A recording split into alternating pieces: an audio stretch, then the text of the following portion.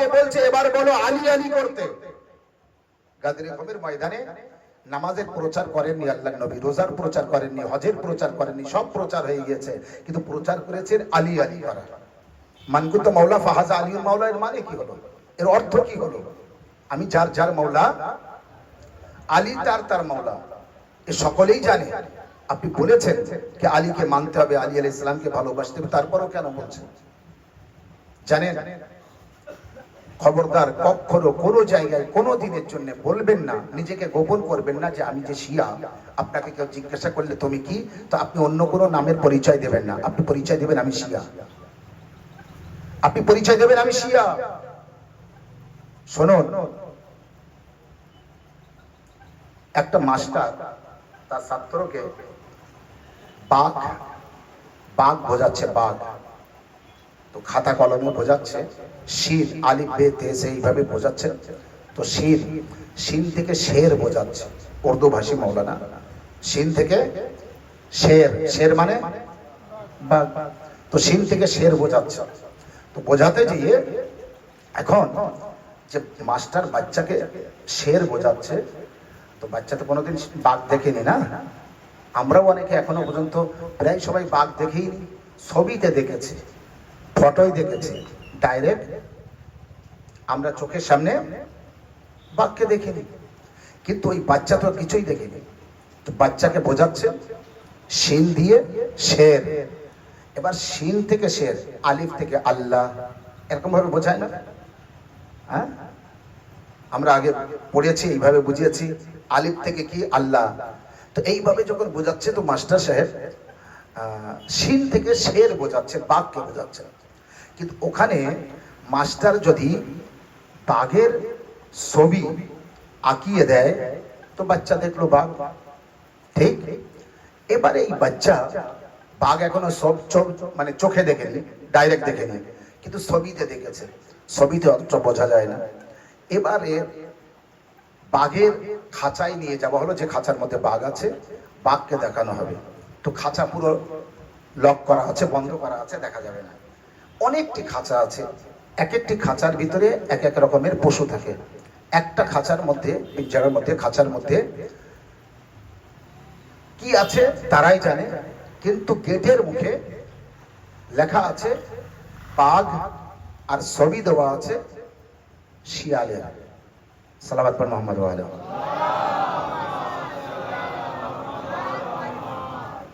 লেখা আছে বাঘ, কিন্তু যে ছবিটা ওখানে আঁকিয়েছে তার ভুল হয়েছে, সে বাঘকে বুঝতে পারেনি, বাঘের আকৃতি, বাঘের ছবি আনতে পারেনি, সে বাঘের ছবি আঁকিয়েছে, কিন্তু ছবিটা হয়ে গিয়েছে শিয়ালের। এই বাচ্চা বাঘ পড়ে ওই শিয়ালকে বাঘ ভাববে না, ভাববে না, এ তো জানবে এই সেই বাঘ, কারণ লেখা আছে তো এখানে বাঘ।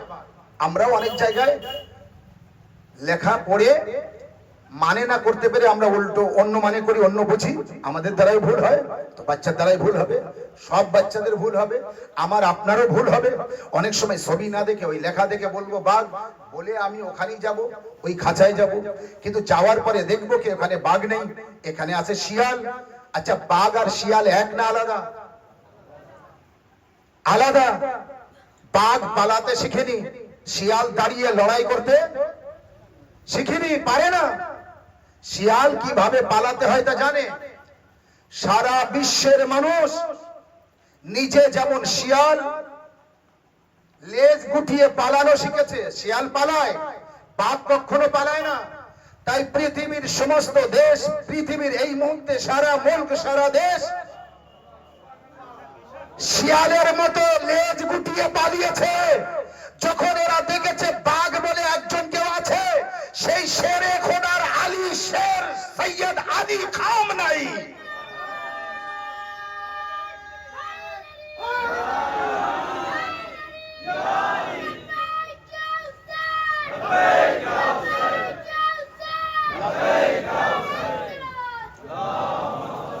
সৈয়দ আলী খামনাই, তিনি যে বাঘ আছে বিশ্বের মধ্যে, তিনি প্রমাণ করে দিয়েছেন আমি শিয়াল না, আমি বাঘ তো বাঘ আছি, শের তো শের আছি, পালাতে শিখিনি। আচ্ছা, কেন পালাইনি? পৃথিবীর মধ্যে যত ধর্মের মানুষ আছে, যত ইতিহাস আছে, কোন ইতিহাস থেকে আপনি দেখাতে পারবেন না যে কোন যুদ্ধের ময়দান থেকে হযরত আলী পালিয়েছে। আমি আল্লাহর কাছে দোয়া করব, আল্লাহ এমন ঘটনা শোনার পরে, এমন বিষয় জানার পরে যে সমস্ত মানুষ না নড়েছে, না চড়েছে, না বলেছে, আল্লাহ তাদের শরীর যদি খারাপ থাকে তুমি ভালো করে দাও, যেন তারা আমার সাথে একটু নড়ে চড়ে বসে, একটু কথা বলে। আমার খুব কষ্ট হয় ওই ব্যক্তির দিকে আমার নজর যায় যখন আমি ফাজাইলে আলী পড়ছি, শেরের পরিচয় দিচ্ছি, বাঘের পরিচয় দিচ্ছি, আর বাঘের মান্যওয়ালা, শেরের মান্যওয়ালা শিয়ালের মতো বসে থাকে। তখন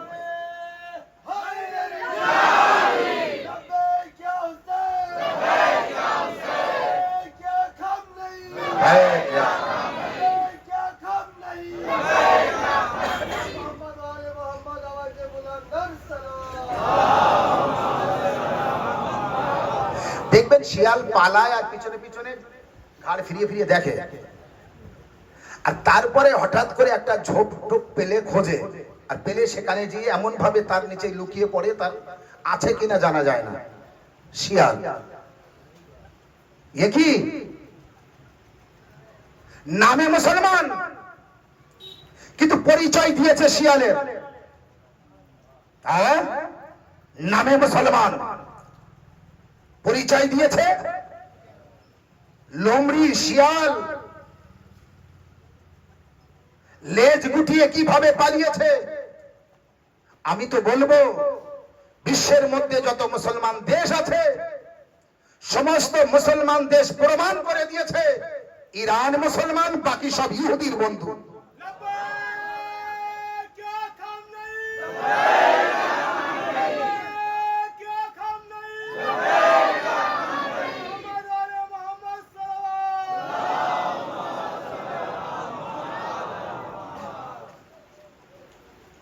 আঙুলে গোনা কয়েকটা দেশ, ছোট হলেও আমার পাশের দেশ আছে, আরো কয়েকটা দেশ আছে, তারা না পারলেও একটু আওয়াজ তুলেছে দেশে।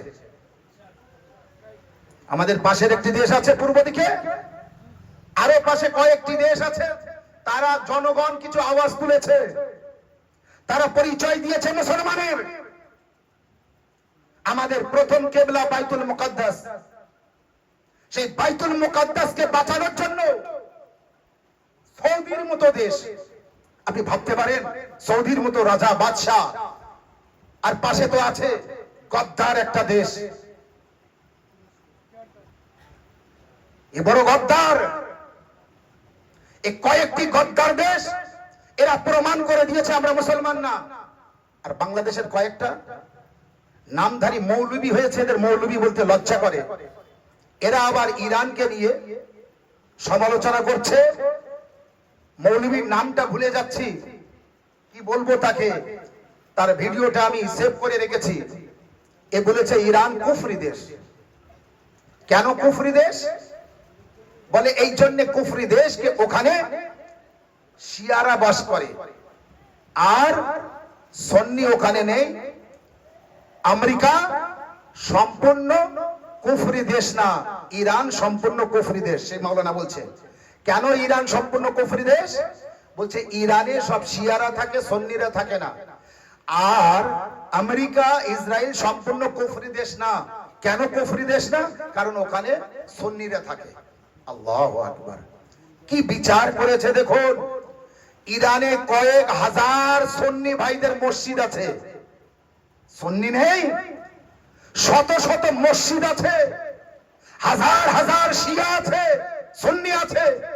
এত সুন্নি ভাই ইরানে আছে, কিন্তু ইরানের শিয়াদের ব্যবহার এত ভালো, ইসলামের ব্যবহারে, ইসলামের নীতি আদর্শে চলে। ওখানে কোনোদিন শিয়া সুন্নি সংঘর্ষ হয়নি, তাই এই লেভেলের সুন্নিরা জানে না ওখানে সুন্নি আছে না নেই।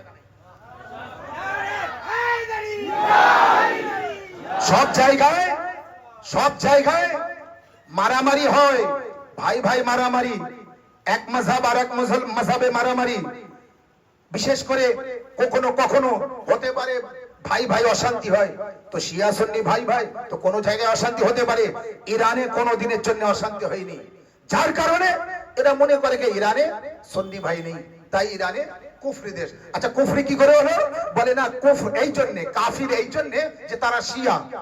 আমি বলবো ওই মৌলবীকে আর ওর খানদানকে আর ওর বংশধরকে আর ওর চাহনেওয়ালাদের, ওর মাননেওয়ালাদের আর ওই লেভেলের যত নামধারী গদ্দার মৌলবী আছে তাদেরকে বলবো, শিয়া যদি কাফির হয়, যেখানে শিয়া সেই দেশ যদি কাফির হয়, কোরআনে শিয়া আছে, কোরআনকে কি বলবে? কোরআন 23 পারা সূরা সাফফাতের 83 নম্বর আয়াতে শিয়া আছে, এবার কোরআনকে কি বলবে? কি বলবে কোরআনকে? ওই ব্যক্তির কথা মতো বলছি কোরআন শিয়া। আর আপনি মুসলমান ছাড়া অন্য কোন ধর্মের লোকদের কাছে বিচার দেন, কোর্টে বিচার দেন, ইরানে শিয়া থাকলে যদি কাফির হয় তো কোরআনে শিয়া আছে, আপনি কি করবেন? তো আমি বলবো ইরান যদি শিয়া থাকার পরে ইরান শিয়াদের হয় তো কোরআনে শিয়া আছে, অতএব কোরআন শিয়াদের। এবার যে কোরআনে শিয়া নেই সেই কোরআন পড়তে হবে, ওকে সেই কোরআন পড়তে হবে যে কোরআনে শিয়া নেই। আর এমন কোরআন ওর খানদানের কেন, ওর বংশের কেন, পৃথিবীর কেউ আর দ্বিতীয় কোরআন আনতে পারবে না। কারণ কোরআনের বিরুদ্ধে কথা বলেছিল সালমান রুশদি, তো ইমাম খুমাইনি তার মাথা কিনে নিয়েছিল, আজও তাকে ক্ষমা করতে পারেনি। আজ ওই কোরআনের বিরুদ্ধে কেউ কথা বললে ইমাম খুমাইনির পরে আছে ইমাম খামনাই।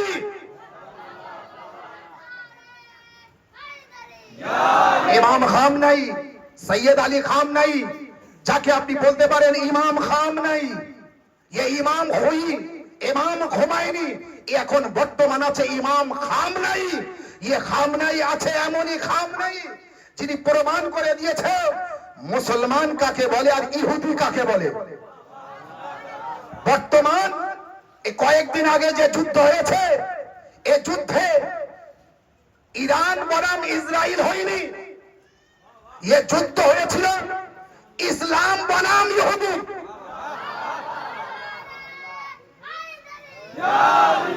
ये যুদ্ধ ইসলাম বনাম ইহুদি। এবার ইসলামের দিকে কে ছিল আপনি প্রমাণ করুন, আর ইহুদির দিকে কে কে ছিল প্রমাণ করুন। যারা চুপ ছিল তব সব ইহুদির বাচ্চা, আর যারা ইরানের সাথে সাথ দিয়েছে তারা সব মুসলমানের বাচ্চা। এই হলো আসল তথ্য।